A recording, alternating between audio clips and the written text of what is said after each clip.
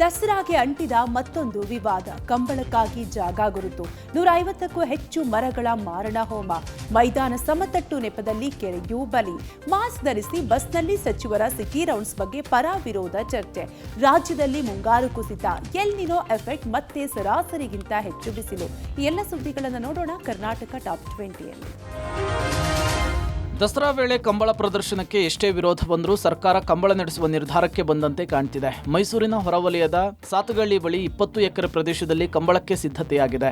ಕಂಬಳಕ್ಕೆ ನಿಗದಿ ಮಾಡಿರುವ 20 ಎಕರೆಯ ಜಾಗದಲ್ಲಿ ಈಗ ಮಣ್ಣಿನ ಸಮತಟ್ಟು ಕಾರ್ಯ ಶುರುವಾಗಿದೆ. 10ಕ್ಕೂ ಹೆಚ್ಚು ಜೆಸಿಬಿಗಳ ಮೂಲಕ ಜಾಗದ ಸಮತಟ್ಟು ಕಾರ್ಯ ನಡೆಯುತ್ತಿದೆ. 2 ದಿನಗಳ ಕಂಬಳಕ್ಕಾಗಿ 150ಕ್ಕೂ ಹೆಚ್ಚು ಬೃಹತ್ ಮರಗಳ ಮಾರಣ ಹೋಮಕ್ಕೆ ಸಿದ್ಧತೆಯಾಗಿದೆ. ಅಲ್ಲದೆ ಈ 20 ಎಕರೆಯಲ್ಲಿ 6 ಎಕರೆ ವಿಸ್ತೀರ್ಣದ ಕೆರೆ ಕೂಡ ಇತ್ತು. ಕೆರೆಯನ್ನು ಮುಚ್ಚಲಾಗ್ತಾ ಇದೆ. ಕೆರೆಯನ್ನು ಮುಚ್ಚಿ ಇಡೀ ಮೈದಾನ ಸಮತಟ್ಟು ಮಾಡುವ ಕಾರ್ಯ ಆರಂಭವಾಗಿದೆ. ನೂರಾರು ಮರಗಳಿದ್ದಾವೆ. ತಾವೀಗೇನು ಗಮನಿಸ್ತಾ ಇದ್ದೀರಿ, ಇವೆಲ್ಲವೂ ಕೂಡ ಈ ಒಂದು ಜಾಗದಲ್ಲಿ ಇರುವಂತಹ ಮರಗಳು. ಒಟ್ಟು 20 ಎಕರೆಯಲ್ಲಿ ನೂರಾರು ಮರಗಳಿದ್ದಾವೆ. ನೂರಾರು ಕಾಡು ಜಾತಿಯ ವಿವಿಧ ಜಾತಿಯ ಮರಗಳಿದ್ದಾವೆ. ದೊಡ್ಡ ದೊಡ್ಡ ಮರಗಳೇ ಇದ್ದಾವೆ. ಇಲ್ಲಿ ಒಟ್ಟು 20 ಎಕರೆ ಪ್ರದೇಶ ತುಂಬ ಮರಗಳಿರುವಂಥದ್ದು. ಅದು ಒಂದು ಜಾತಿಯ ಮರಗಳಲ್ಲ, ಎಲ್ಲ ಜಾತಿಯ ಮರಗಳು ಇದ್ದಾವೆ. ತಾವೀಗ ಮತ್ತೊಂದು ಭಾಗದಲ್ಲೂ ಕೂಡ ಗಮನಿಸ್ಬೋದು. ಎಲ್ಲವೂ ಕೂಡ ಹಳೆಯ ದೊಡ್ಡ ದೊಡ್ಡ ಮರಗಳು, ಏನು ಕುರುಚಲು ಗಿಡಗಳೇನಲ್ಲ, ಎಲ್ಲ ಥರದ ಮರಗಳು ಈ ಒಂದು ಭಾಗದಲ್ಲಿದ್ದಾವೆ. ಅಂದರೆ 2 ದಿನದ ಕಂಬಳಕ್ಕೆ ಒಟ್ಟು 8 ಕೋಟಿ ರೂಪಾಯಿಗೂ ಅಧಿಕ ಹಣ ವೆಚ್ಚವಾಗ್ತಾ ಇರುವಂಥದ್ದು.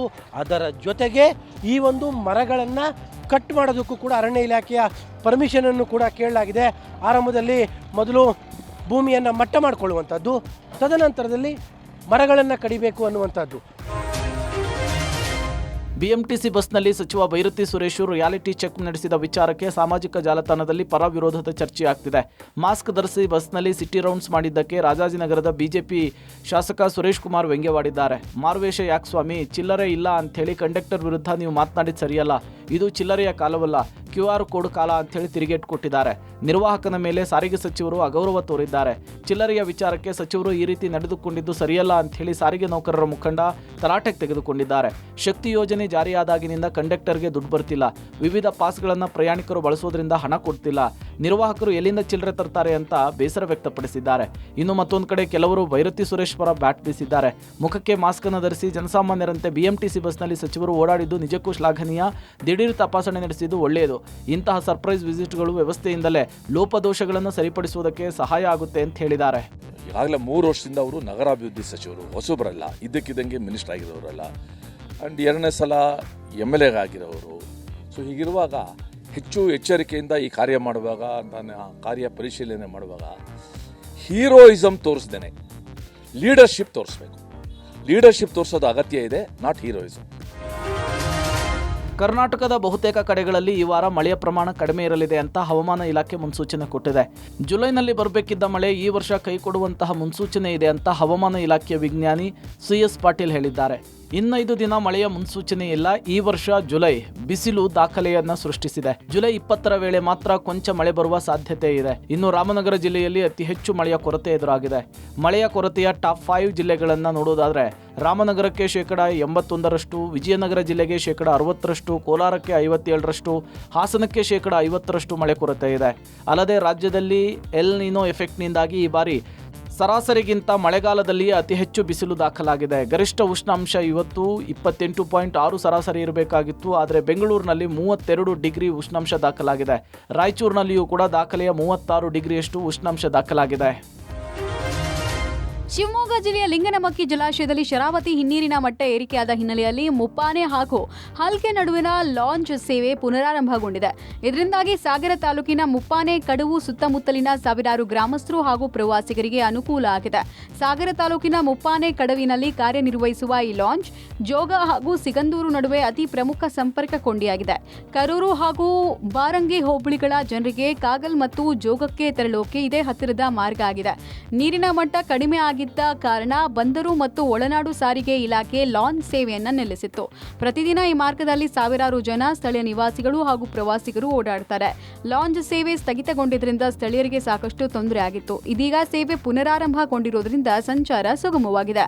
ಕಾಗಲ್, ಜೋಗ ಹಾಗೂ ಸಿಗಂದೂರು ಕಡೆಗೆ ಪ್ರಯಾಣಿಸುವ ಜನರಿಗೆ ಮತ್ತು ಪ್ರವಾಸಿಗರಿಗೆ ಸಂತಸ ತಂದಿದೆ. ತಾಯಿ ಹಾಗೂ ಕರುಳ ಕುಡಿಯೊಂದು ಜೊತೆಯಾಗಿ ಆತ್ಮಹತ್ಯೆಗೆ ಶರಣಾಗಿರುವ ಹೃದಯ ವಿದ್ರಾವಕ ಘಟನೆ ಬೆಳಗಾವಿಯ ಪೀರನವಾಡಿಯಲ್ಲಿ ನಡೆದಿದೆ. ಗಂಡನ ಮನೆಯವರ ತೀವ್ರ ಮಾನಸಿಕ ಹಾಗೂ ದೈಹಿಕ ಕಿರುಕುಳಕ್ಕೆ ಬೇಸತ್ತು ತಾಯಿ ತನ್ನ 3 ವರ್ಷದ ಮಗನೊಂದಿಗೆ ಸೀರೆಯಿಂದ ನೇಣು ಬಿಗಿದುಕೊಂಡು ಪ್ರಾಣ ಬಿಟ್ಟಿದ್ದಾಳೆ. 28 ವರ್ಷದ ಪ್ರೇಮ ನಾಗೇಶ್ ತಳುವಾರ ಹಾಗೂ ಅವರ 3 ವರ್ಷದ ಪುತ್ರ ಭುವನ್ ಆತ್ಮಹತ್ಯೆ ಮಾಡಿಕೊಂಡ ದುರ್ದೈವಿಗಳು. ಗಂಡನ ಮನೆಯವರು ಮಾಡಿದ್ದ ಸಾಲವನ್ನು ತೀರಿಸುವಂತೆ ಪ್ರೇಮಗೆ ನಿರಂತರವಾಗಿ ಮಾನಸಿಕ ಕಿರುಕುಳ ಕೊಡಲಾಗ್ತಾ ಇತ್ತು ಎನ್ನಲಾಗಿದೆ. ಗಂಡ, ಅತ್ತೆ ಸೇರಿದಂತೆ ಕುಟುಂಬದ ಒಟ್ಟು 6 ಸದಸ್ಯರು ಪ್ರೇಮಗೆ ದಿನನಿತ್ಯ ಕಿರುಕುಳ ಕೊಡ್ತಾ ಇದ್ದು, ಇದರಿಂದ ಮನನೊಂದ ಪ್ರೇಮ ಮಗನೊಂದಿಗೆ ಬಾರದ ಲೋಕಕ್ಕೆ ಪಯಣ ಬೆಳೆಸಿದ್ದಾರೆ.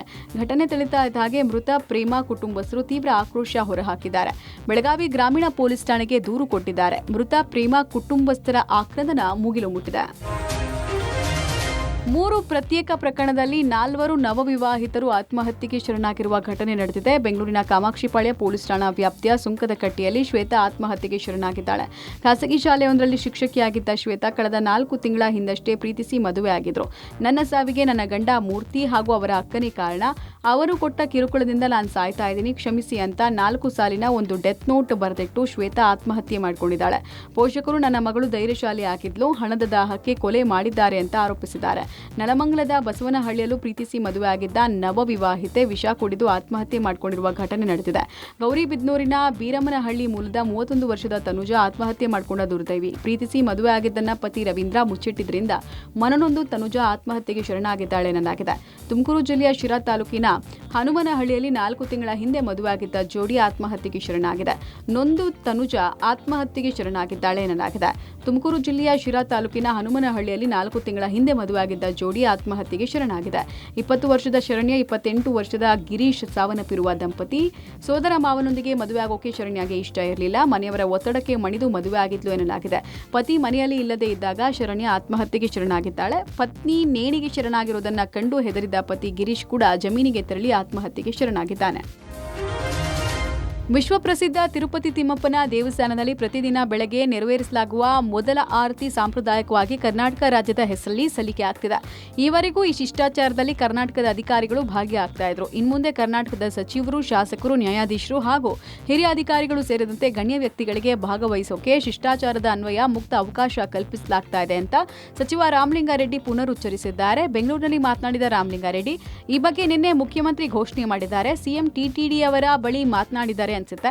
ಇದು ಬಹಳ ವರ್ಷಗಳಿಂದ ಮೈಸೂರು ಮಹಾರಾಜರ ಕಾಲದಿಂದ ಪ್ರಥಮ ಆರತಿ ಕೊಡ್ತಾ ಇದ್ರು. ಅದನ್ನ ಅಧಿಕಾರಿಗಳು ಪಡ್ಕೊಳ್ತಾ ಇದ್ರು. ಈಗ ಜನಪ್ರತಿನಿಧಿಗಳು ಕರ್ನಾಟಕಕ್ಕೆ ಸಂಬಂಧಪಟ್ಟವರಿಗೆ ಪ್ರಥಮ ಆರತಿ ಮಾಡಿಕೊಡುವುದಾಗಿ ಹೇಳಿದ್ದಾರೆ. ಅಲ್ಲಿ ಇರುವ ಅಧಿಕಾರಿ ಪ್ರತಿದಿನ ಆರತಿ ತೆಗೆದುಕೊಳ್ಳೋಕೆ ಹೋಗ್ತಾ ಇದ್ರು. ರಾಜಕಾರಣಿಗಳು, ಕಲಾವಿದರು ಯಾರಾದ್ರೂ ಹೋಗ್ತಾನೆ ಇರ್ತಾರೆ. ಅದರಿಂದ ಒಳ್ಳೇದಾಗುತ್ತಲ್ವಾ ಅಂತ ಸಂತಸ ವ್ಯಕ್ತಪಡಿಸಿದ್ದಾರೆ. ಬೆಂಗಳೂರಿನ ಬಸವನಗುಡಿ ಕೆಆರ್ ರಸ್ತೆಯಲ್ಲಿ ಪೈಪ್ಲೈನ್ ಕಾಮಗಾರಿ ಎಡವಟ್ಟಿನಿಂದಾಗಿ ಗುಂಡಿಯಲ್ಲಿ ಬಿಎಂಟಿಸಿ ಬಸ್ ಸಿಲುಕೊಂಡ ಘಟನೆ ನಡೆದಿದೆ. ಅವೈಜ್ಞಾನಿಕ ಪೈಪ್ಲೈನ್ ಕಾಮಗಾರಿಯಿಂದಾಗಿ ರಸ್ತೆ ಮಧ್ಯೆ ಗುಂಡಿ ಸೃಷ್ಟಿಯಾಗಿತ್ತು. ಪದ್ಮನಾಭ ನಗರದಿಂದ ಮಾರ್ಕೆಟ್ ಕಡೆಗೆ ಪ್ರಯಾಣ ಮಾಡ್ತಾ ಇದ್ದ ಬಿಎಂಟಿಸಿ ಬಸ್ ರಸ್ತೆ ಗುಂಡಿಗೆ ಸಿಲುಕಿ ಒಂದು ಬದಿಗೆ ವಾಲಿ ನಿಲ್ತು. ಪೈಪ್ಲೈನ್ನ ಕಾಮಗಾರಿ ಕೈಗೊಂಡಿದ್ದ ಸಿಬ್ಬಂದಿ ಕೆಲಸ ಮುಗಿದ ನಂತರ ಗುಂಡಿಗಳನ್ನು ಸರಿಯಾಗಿ ಮುಚ್ಚದೆ ಕೇವಲ ಮಣ್ಣು ಮತ್ತು ಜಲ್ಲಿ ಹಾಗೆ ಹೋಗಿದ್ರು. ಇದರಿಂದಾಗಿ ರಸ್ತೆಯು ವಾಹನ ಸಂಚಾರಕ್ಕೆ ಅಸುರಕ್ಷಿತವಾಗಿ ಪರಿಣಮಿಸಿತ್ತು. ಬಸ್ ಚಾಲಕರು ಮತ್ತು ಸಾರ್ವಜನಿಕರು ಈ ಬಗ್ಗೆ ತೀವ್ರ ಅಸಮಾಧಾನ ವ್ಯಕ್ತಪಡಿಸಿದ್ದು, ಅಧಿಕಾರಿಗಳ ಬೇಜವಾಬ್ದಾರಿಯನ್ನ ಪ್ರಶ್ನಿಸಿದ್ದಾರೆ. ಈ ಘಟನೆಯಿಂದಾಗಿ ರಸ್ತೆಯಲ್ಲಿ ಟ್ರಾಫಿಕ್ ಉಂಟಾಗಿತ್ತು. ಪ್ರಯಾಣಿಕರು ಪರದಾಡಬೇಕಾಯಿತು.